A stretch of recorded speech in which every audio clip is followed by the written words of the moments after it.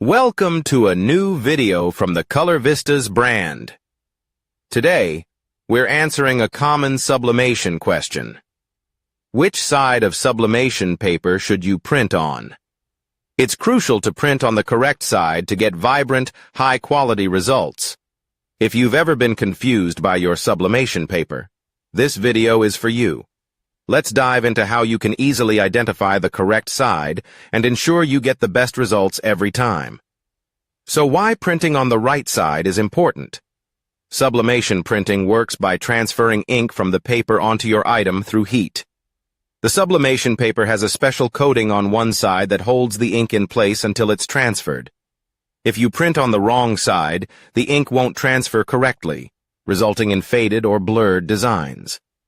Printing on the correct side ensures that the design is transferred in full color, with crisp, clear details. Let's explore how to identify the correct side of sublimation paper. Identifying the printable side. Most sublimation papers have two sides. The coated side, printable side. This side is specially coated to absorb and hold sublimation ink. It's often slightly brighter or shinier compared to the other side. The non-printable side. The non-coated side typically looks dull or more matte. This side is not designed to hold ink and won't transfer your design properly. Here are a few ways to figure out which side is which. Tip 1. Check the texture. The simplest way to identify the printable side is by feeling the texture of the paper. The coated side. Run your finger across the paper. The coated printable side will feel slightly smoother and more polished than the non-printable side. It may also reflect light slightly. The non-coated side. This side will feel rougher or more matte in comparison. If your fingers can easily distinguish between the two textures, go with the smoother side for printing. Tip 2. Look for manufacturer markings. Some sublimation paper manufacturers make it easier for you by marking the non-printable side of the paper. Here's what to look for. Printed text or watermarks. Sometimes the non-printable side has printed text or a watermark that clearly indicates this is the side that should not be printed on. Guides from the manufacturer. Check the packaging or any documentation that comes with your sublimation paper. Some manufacturers include a visual guide showing which side to print on. Tip 3. Hold the paper up to the light. If you're still unsure, try holding the paper up to a bright light. The coated side will often reflect more light than the non-coated side. Shiny. Reflection. The coated, printable side will reflect light more brightly, making it easier to distinguish. Dull reflection. The non-printable side will appear duller, with less light reflection. Tip 4. Test with a small design. If you're still not confident, print a small test design to double-check which side works best. Here's how to do it. Print a test design. Create a small, simple design and print it on both sides of the paper. Be sure to mirror the design, as sublimation typically requires mirrored images.